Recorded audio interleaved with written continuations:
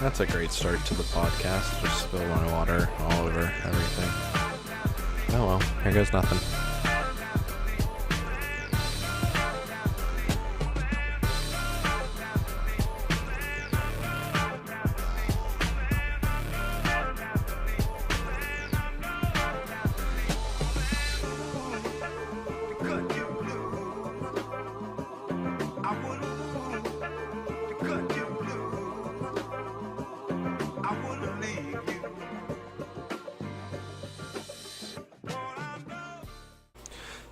Thanks for coming back, guys. Episode 3, No Blue Line Show. Braden Durnell, your host. Coming at you, Slippery Rock, Pennsylvania. We're back. Third episode. Feels good to be back. Feels good to be recording again. Some good hockey to go over. We're going to recap ISCA. Go ahead, preview Massachusetts. Going to be a big weekend for a lot of teams. We're finally kind of getting the shape of how regionals are going to play out in the East. Lots of exciting hockey coming up. Lots of, exciting matchups. And I guess what we can look forward to is this weekend. Massachusetts is going to be a big weekend. We're not far. I think we're 2 weeks away from All-Star Weekend, which is the final regular season weekend in the East. We got some close races. We got some not so close races. But even in the regional races that aren't that close, we've kind of got some intriguing matchups that we can look forward to. Teams are getting hot, teams are cooling off, or everything's kind of falling into place, and it's really interesting to watch. So let's get into our recap of ISCA. So we get to ISCA. ISCA had Division 1, 2, and 3 all in town. A handful of teams in each division. Division 3 played a lot of games. Division 1 played a lot of games. Division 2 was just kind of... That sounds awful. Division 2 had a handful of games, a handful of important games, actually. Really, I think Division 2 really molded their regionals lineup more so than any other division. But we'll start looking at D3. Go down the schedule for D3. I've mentioned to you guys before, and I kind of feel uncomfortable even talking about it again because I feel like I'm beating a dead horse, but I'm not sure what else to really say about it. But Division 3, Farmingdale Green is completely running the table. It just doesn't look like they're even planning on stopping anytime soon.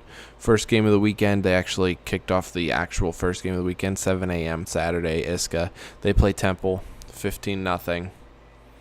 Not really many talking points when you win something 15-0. Dan gets another shutout, a one-save shutout. Yeah. You heard that correctly, a one-save shutout. Farmingdale controls this game start to finish. Temple can't control the puck, let alone get a scoring opportunity. You see Joe Mula. He gets 3 goals, 5 assists for 8 points. Bobby Letras, 3 goals, 3 assists for 6 points. They started scoring about halfway through the first period, although they controlled the game the entire time. 3 goals in the first. Then you see them come through with 8 goals in the second and 4 more in the third. I mean, this Farmingdale Green team wants nationals. There's no other explanation for it. They showed that in their second game, their second game of the weekend, where they ended up playing their sister team or brother team or family team, I guess, if we're going to remain gender neutral on the show. They beat Farmingdale Black 13-1. Another dominating effort. Shots were 42-13. That's their second game in a weekend that they put up over 40 shots, which is absolutely ridiculous. This one they scored even quicker, and Trevor Rubin comes down and scores 13 seconds into the first. Letras follows up about a minute and a half later, and then the onslaught just continues. I mean, they score 5 goals in the first. They had 4 more in the second with another quick goal 51 seconds in, and then in the third period they score again in less than a minute. They score at the 45-second mark and the 1 minute mark, and they end up scoring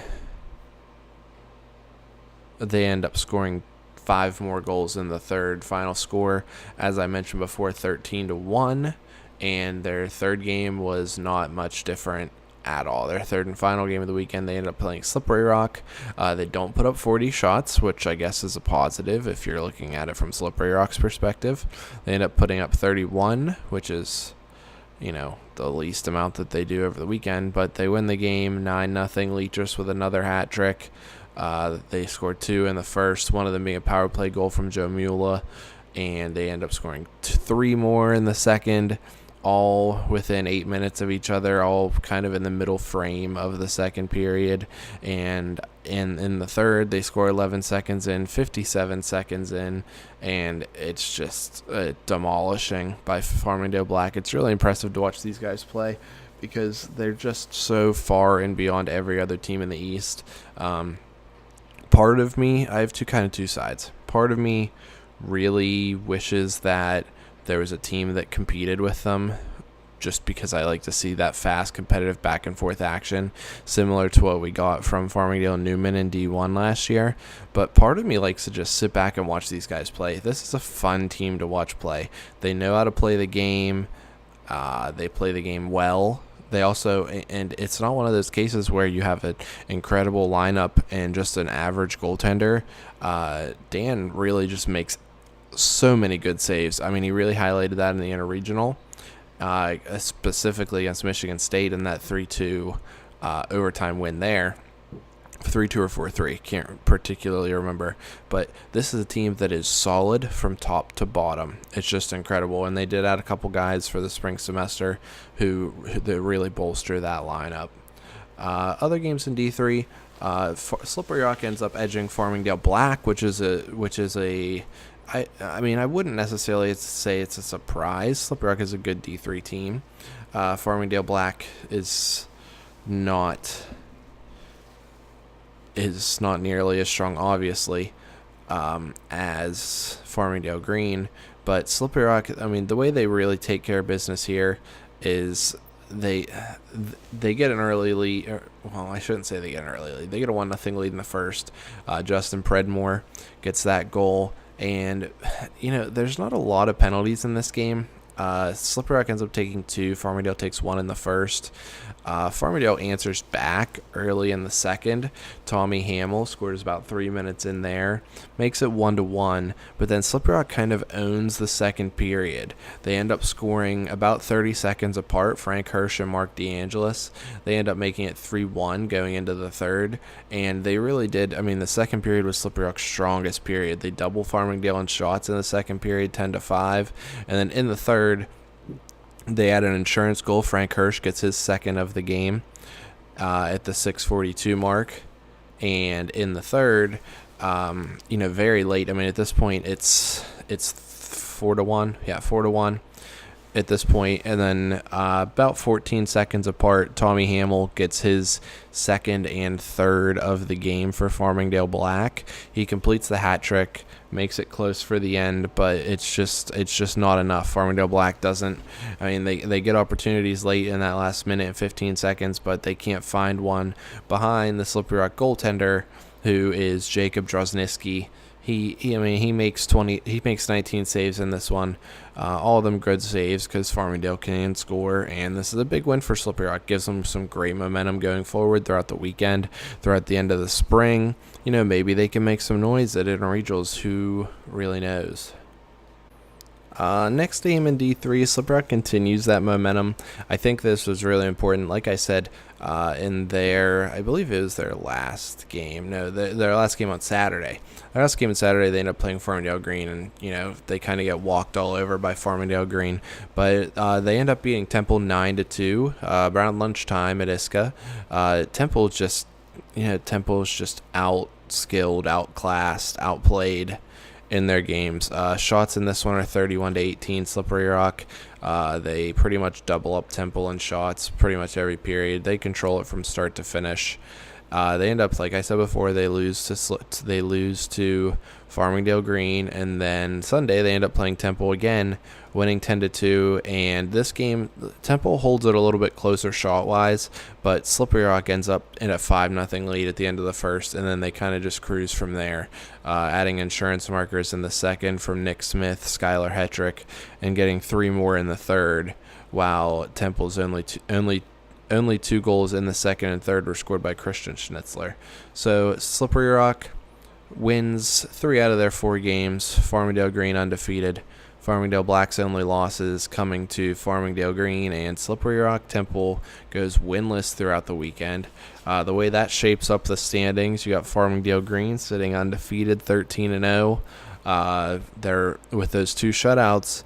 Dan's only a goal away, one shutout away in their next game from only averaging a goal against a game, which is absolutely incredible. Farmingdale Black sitting at second at 16 points at 8-5, but don't blink because you've kind of got a log jam behind them with, a handful of games left remaining. Cortland sitting in third, 11 games played, 6-4. They're 3 points behind Farmingdale Black.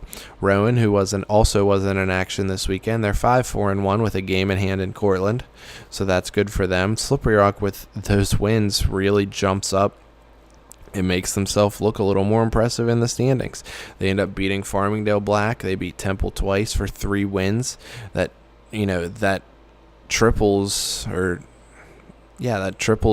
their win total, gets them from 1-5-1 to 4-5-1, 9 points. They end up jumping Northeastern in the standings, getting a little more respectable. They're only a game behind Rowan, 2 games behind Cortland, and they have that game in hand against Cortland. And Temple's still sitting in the basement of D3, 0-11, 12 goals for. They're barely getting a goal a game, just really outclassed. It's kind of sad from a spectator's point of view seeing that happen with a team, but it happens. Hopefully these kids are learning. They're not getting too down on themselves in these games, focusing and just working on improving their game and improving their chemistry as a team. Next, we're heading over to Division 2. Division 2 gets a little bit interesting throughout the weekend. Division 2 teams that came to town in ISCA were Hofstra, Syracuse, Oswego, and Yeshiva. Those are all teams that are in that regionals mix. Had some really important games. We kind of saw a team kind of pretty much play themselves to be eliminated out of regionals contention. We saw a team solidify itself as a top contender, and we saw a team really open some eyes with a big return, one that I'm really excited to talk about. A lot of you guys might, give me some flack for that. But starting in D2, first game of the weekend was Syracuse and Hofstra. Syracuse and Hofstra, both bubble teams, looking to make it into the regionals cut. This was a really close game, shots even all the way through, but the firepower of Syracuse kind of outdoes the firepower of Hofstra. Hofstra scores the only 3 goals in the first. The first was Hofstra's period to win. Boudreau ends up getting a goal, and as well as Colin Ewald. Boudreau actually ends up with a goal and 2 assists just in the first period alone, which whenever I was playing in college, I could barely get that in a season. So I think that's impressive on his part. Second period's a period that was controlled by Syracuse. A lot on the account for 2 quick power play goals 2 seconds apart. Andrew, how about that? Andrew, I know if you're listening, I'm not trying your last name, so I'm just going to keep you at Andrew. Andrew, thanks for listening. Appreciate it. Nice goal in the second period on the power play, assisted by Anthony Bellman, who Bellman really impressed me last year at regionals.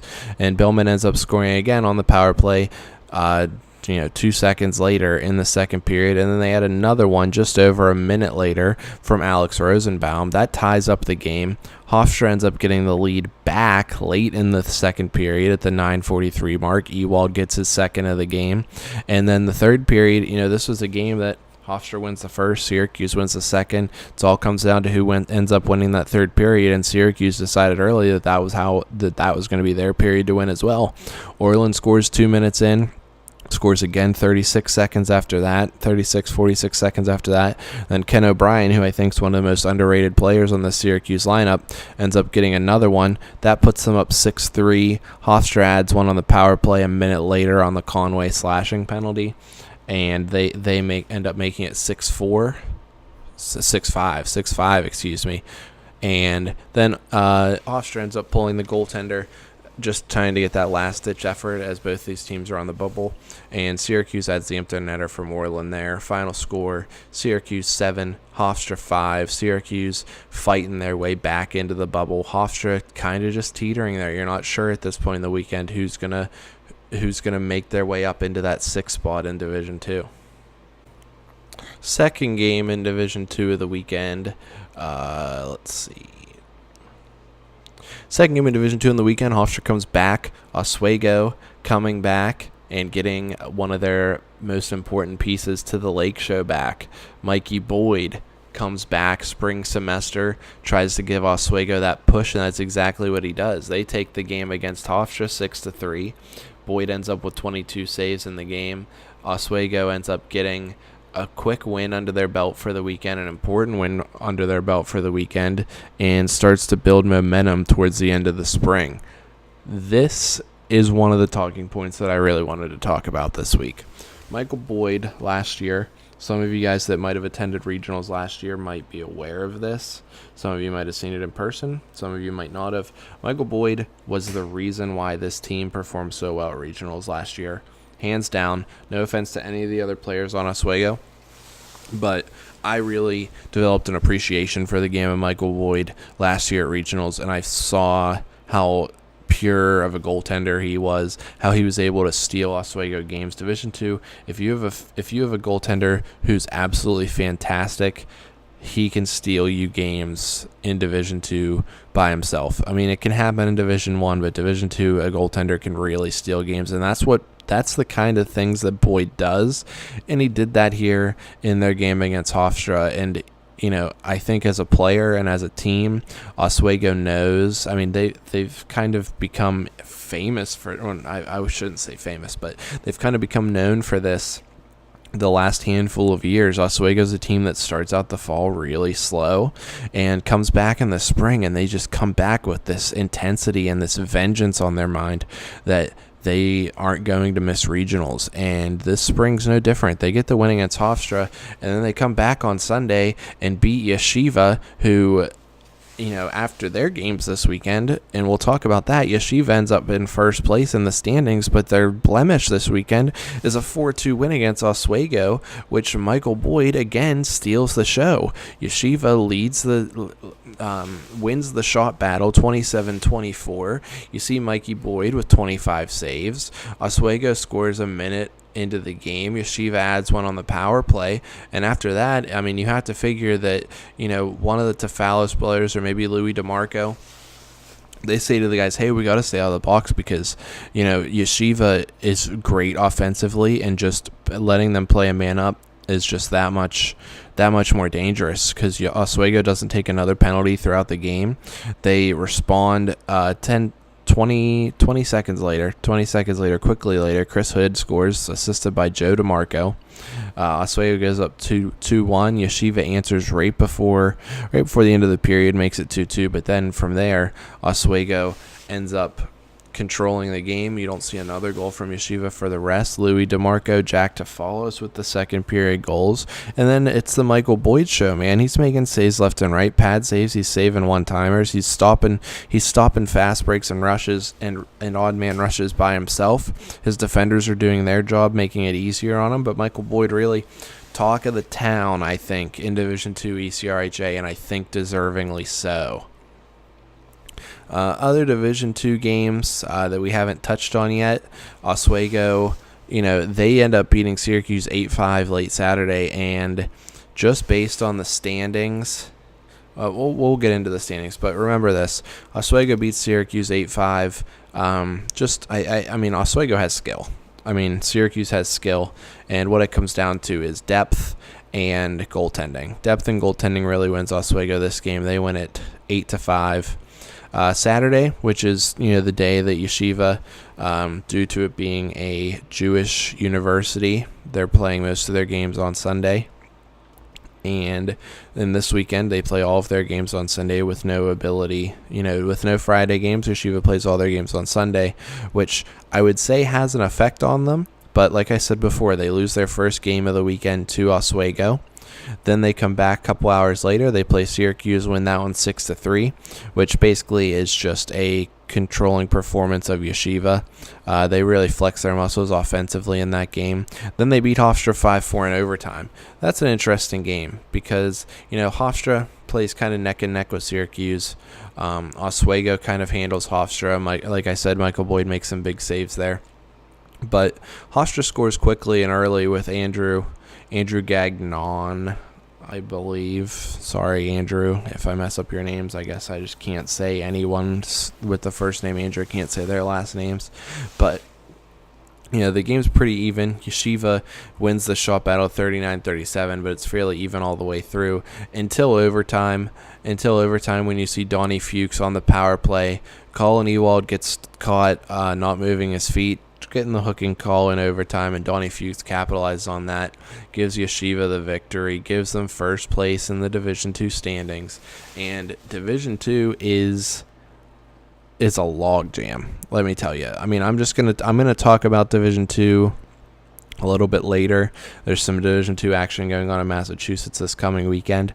But right now, at the end of the ISCA weekend, Yeshiva, they've played more games than Northeastern, but statistically they have more points. They end up jumping Northeastern in the standings. They're in first place right now. Oswego, with their 3-game win streak that they have going on, they end up jumping up there in regionals right now. They end up with their win against Hofstra. They own the tiebreaker. They also have 2 games in hand on Hofstra. At 16 points, they're in the 6th spot. They're in. Hofstra right now, they lost all of their games this weekend. Excuse me, they didn't lose all their games this weekend. Yes, they did. Syracuse beat them. Sorry, excuse me. Hofstra loses all their games this weekend. They're out. They're at 7 right now. They've got 2 games left to play. So Hofstra really, they need those 2 wins to have any chance. Even winning 1, you don't end the tiebreaker against Oswego, and it's going to be tough. And Syracuse, actually, they get that win against Hofstra early, but those losses against Oswego and Yeshiva really hurt Syracuse. And it's really not their fault. I think that depth-wise and offensively, I think Oswego and Yeshiva are better teams. The Hofstra-Syracuse, I think, is an interesting matchup. And I think Syracuse just played well against Hofstra, but Oswego and Yeshiva, I think Syracuse comes into those games as underdogs. They lose both of those games. They're not mathematically out of it yet, but with their remaining schedule, I think they have Stony Brook, Endicott, Northeastern, and maybe Boston on their schedule. It's just not likely for Syracuse. Would I like them to prove me wrong and maybe upset a Endicott, upset a Northeastern, and make that logjam at the end, that three-way tie for 4th through 6th even more interesting, adding another team to the mix? Yes. Do I think it's going to happen? No. And that's just how I think Division II crumbles down to right now, and I'm going to get way more in depth with that as I do the Massachusetts preview. But before we do that, let's get to Division I, talk about the Division I games over the weekend. No real surprises. One thing that I really want to hit on is that UMass is getting hot, and they don't look as though they're looking back. After this weekend, to start this weekend, they play Slippery Rock, and they beat Slippery Rock 8-5, and really what that comes down to. And, Paul Schreiber, RMU's goaltender, good friend of mine. I played with him at Penn State. Still really close with him. He watched this game in person. I did not. And I was asking him, is UMass really, turning this up? And what's going wrong with Slippery Rock? Because I said to him, Slippery Rock's a team that I really had a lot of confidence in. And this loss against UMass really sticks out to me. And basically what got relayed to me is that Slippery Rock plays undisciplined as far as they're just young. They're inexperienced. And I've been saying this, and I hate to, sound like a broken record, but they're just young. They don't play experienced D1 hockey, and their goaltending's an issue. And if you're going to compete at a high level in Division I, you need fantastic goaltending. And right now, Ian Frere's just hit a little bit of a bump in the road, and UMass takes advantage of that. They win the game 8-5. And then After that, you get Farmingdale beating up on Robert Morris 11-0. Not really a surprise there. Robert Morris just isn't strong enough to compete with Farmingdale. Farmingdale doesn't bring their whole team. They still win 11-0. It's hard to judge how Farmingdale's taking this spring semester. It'll be interesting to see that in the future. Then you come back. Rhode Island puts up a fight against Robert Morris. Robert Morris ends up edging that one out 4-3. And that comes in the hands of a late Robert Morris power play goal. Under a minute left, Rhode Island takes a penalty with a minute and a half left, and Sean Lawrence capitalizes, assisted by Matt Schmelzer, Jesse Zane.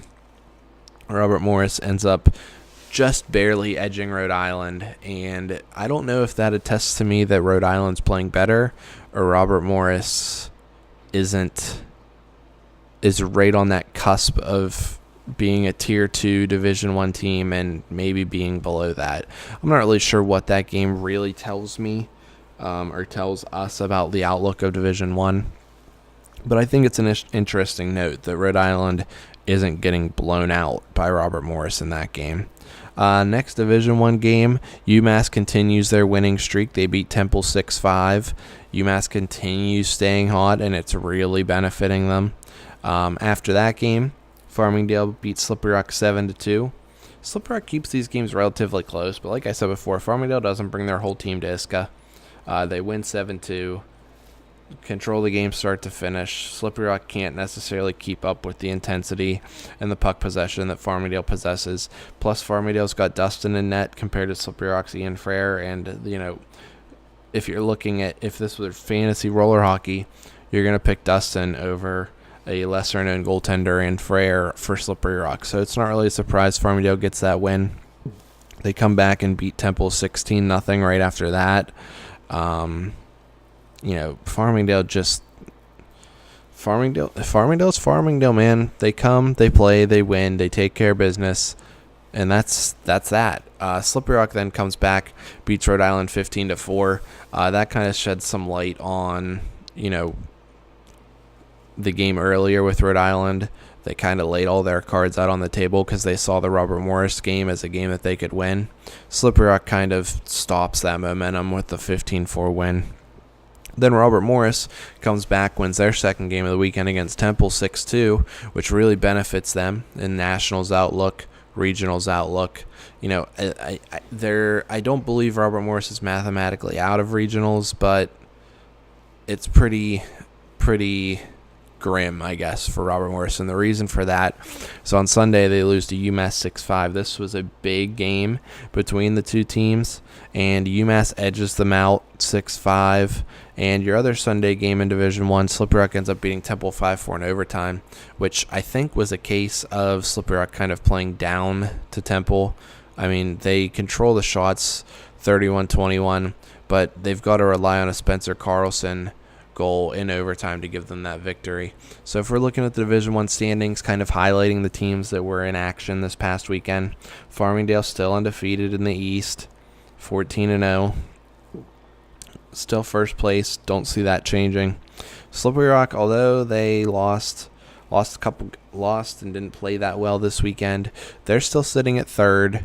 The only kind of hinge on that is that Westchester has a lot of games in hand. Westchester has they still have half their season to play, really. They only have 9 games played. Slippery Rock sitting at 17 points in third.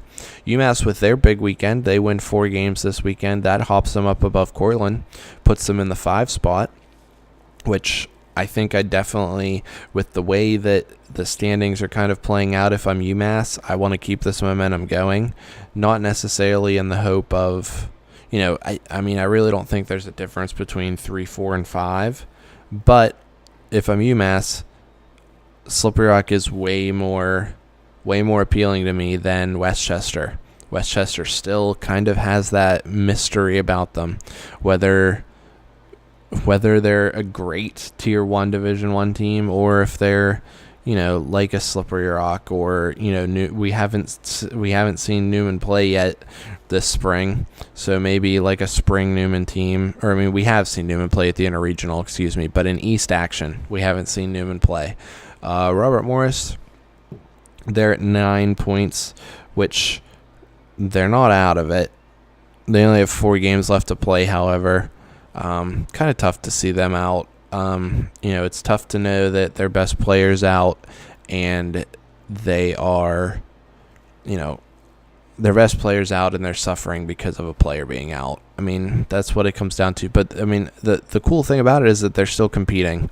They're beating Temple. They end up beating Rhode Island. I mean, they're still winning games. And, the fact that they're still in the mix technically is still interesting to me. But that's where Division I sits right now. We're gonna roll right into our preview of Massachusetts. 2-day event in Massachusetts. You got action in all 4 divisions, and basically what I'm gonna roll down to is I'm just gonna start Division I, go through the Division I games, and we're just gonna keep going down. Basically gonna predict how I see games playing out. Maybe a few talking points here or there, but starting in Division I, 6 a.m. Eastern time in Massachusetts. Both teams with travel days. We got Westchester and Cortland. I think Westchester wins this game. I think they feel as if they have a lot to prove after the interregional, and it doesn't surprise me if they come out here and win this game by 4 or 5. But it also, on the flip side, doesn't surprise me if Cortland, keeps it close. They kind of have a chip on their shoulder. I feel like they have something to prove, and they also are right on that bubble for making regionals. After that, Cortland really gets shafted on the scheduling end here Saturday morning, but they play at 6 a.m., then they come back and play at 9 a.m. I mean, that's 2 games before I'm going to even be up on Saturday. But they end up getting Rhode Island, which Cortland should win there, keep themselves in contention. After that game, Massachusetts and Westchester, UMass and Westchester. This is going to be an interesting game. UMass on a 4-game winning streak, Westchester with just a mediocre in a regional. And I don't really know how I see this one playing out. I mean, UMass is hot right now. UMass is really hot. So that's going to be a key game, I think, this weekend. I mean, it really... if that and our next game, which is UMass and Newman, UMass could make some noise and, they might fuck around and end up in the top 3, to be completely honest. So those are 2 big games, 2 very big games in Division I. After that, you see Rhode Island and Westchester. I think that kind of has written in itself that Westchester wins that game. Cortland comes back. They'll probably play that 9 a.m. game, go back, take a little nap, eat a couple carbs, come back. They end up playing Rowan at 7 o'clock, which should be a win for Cortland. Should be a relatively easy win for Cortland, but you can't sleep on Rowan. Rowan's a school that has a history in the league, has a history of success in the league. And just because they're not playing well this year, you can't sleep on any teams. I mean, Rhode Island showed that at the interregional. They showed that against Robert Morris, and Rowan's looking to do the same. And then Cortland again they play the first game on Saturday and they play the last game on Saturday. And Cortland plays Newman 11 o'clock Saturday. I don't really know what to make of this game just because I haven't seen Newman play in the spring. I didn't see their games at the interregional. Coast to Coast staff reported to me that they looked okay. I mean, they looked good, but not the Newman that we've come to know. And another interesting game for me there. Cortland and Newman. I think Newman probably wins, but I'll be interested to see how it plays out. And then Sunday, your only Division I game is Rhode Island and Rowan. A battle of the basement dwellers, if you will. No disrespect to those 2 programs, but I want to see Rhode Island get this win. No offense, Rowan, but I want to see Rhode Island get this win, get a win on the board in the ECRHA, and I want to see a good game between the 2. Rolling over to Division II. This is a division that I'm excited to talk about. First Division II game of the weekend. You see I guess they're 3rd place now with Yeshiva's weekend, but 3rd place Penn State playing BU. BU very underwhelming this year. Penn State should win this game. My guys at Penn State, if you're listening to this, you should win this game. But I also know how Penn State plays in early morning games. Just how it goes. And, well, Penn State wins this game. Penn State beats BU. Take care of business because I think they know what comes next after their BU game. 8 a.m. Northeastern RIT. I see this being a Northeastern win. I don't think RIT is at the level to compete with Northeastern right now, especially, this is Northeastern's house. You're coming up to Massachusetts. This is Northeastern's house. That's just how it's going to go. Then after that, you see Endicott play Boston. I think that's an Endicott win. I just don't really have that much confidence in BU as a team in Division II this year. Endicott takes that one. And then we kind of get a matchup that I really want to hit on. That's the Penn State Northeastern matchup. And, I've gotten a lot of feedback, both on Coast to Coast work and on the podcast. I do have a connection with Penn State. Played with a lot of those guys. I played with their coach. And kind of, I was the president and kind of ran that program for 2 or 3 years. And they've reached out to me as far as their rankings and as far as their love on the podcast. And to be quite frank with you, I've watched Penn State play this year, and I'm just not convinced. I'm not convinced that they have what it takes. In this game, I kind of set out a personal message that I'll share with you guys because I really don't care. Sent out a personal message to some people at Penn State and said, look, if you want my respect this year in Division II, you have to beat Northeastern. That's how it is. You have to beat Northeastern, and, later this weekend, at their last game of the weekend, they also play Endicott. And I said to them, if you want my respect this year, you got to beat Northeastern and beat Endicott. And so this weekend is kind of telling for that. Penn State hasn't gotten a lot of love in the rankings, I'll admit that. But they don't have any convincing wins at all. No convincing wins at all. So you get a win against Northeastern and Endicott, then we'll start talking about you. Then we'll start saying, hey, this is a team, you got to watch these guys. Because a 10-2 record doesn't mean much of anything if you're beating up on teams that you should be beating up on. So it'll be interesting to see how that plays out. Northeastern plays Endicott, also an interesting game. Endicott can say, hey, we're one of the top dogs again like they were last year playing Northeastern. I think Northeastern wins this game, 8 o'clock. I think their Penn State game, I think that might have a little bit to do about it. If Penn State wins that game, Northeastern's going to be pissed off, and they're going to take it out on Endicott. If they win, they're just going to continue their undefeated mindset, play Endicott, beat them again. That's how I feel that one goes. I think RIT might get back on track against Boston. At 9, I kind of said Boston. Boston. Sorry, that was embarrassing. But I think RIT gets back on track against Boston Saturday night. It stays in the hunt in Division II. Lingers around, you don't know what RIT's going to do with their last few games. They could jump up, get themselves a good seed for regionals, or they could fall back and look at themselves on the bubble. Then Sunday rolls around, you got RIT and Endicott. I think Endicott wins this one. I have a lot of confidence in this Endicott team right now, based on what I've seen, based on some scores, based on some games. I think Endicott's a top 4 Division II team. I don't think RIT is. Endicott wins this game. Northeastern ends up beating Boston. I did it again. Mother. Damn it. Northeastern ends up beating Boston in the second game on Sunday. And then you get the Penn State Endicott matchup, which I already touched on. Rolling into Division 3. Division 3, Farmingdale not in town. So, it's a good chance for teams. Teams are looking at this schedule this weekend in Division 3, and they see that Farmingdale's not on the schedule. So they're like, all right, we're walking in. We're not going to get steamrolled by Farmingdale, so let's beat these teams that are close to us in the standings, then beat the teams that we need to beat. Northeastern and Cortland. You've also got Cortland and Rowan, and those are your 3 teams in Division 3 showing up.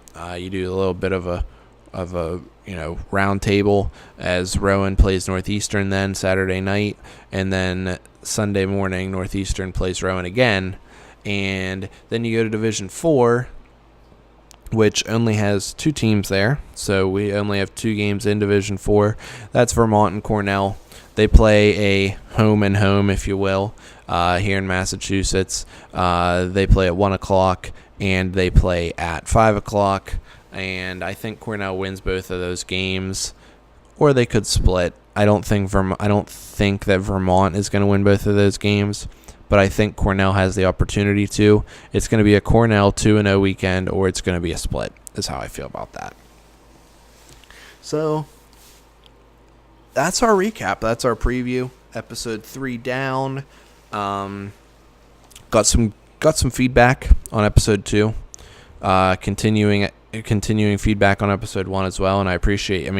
Basically, what it comes down to is criticisms on my analysis of the games, criticisms on, not necessarily criticisms on how the podcast is done, or criticisms on the quality of the podcast, which is something that I'm looking for, so please hit me up with criticisms or feedback on that. More criticisms on how I'm viewing the game. And look, I said this in the first episode. A lot of you guys know this that follow me on Twitter.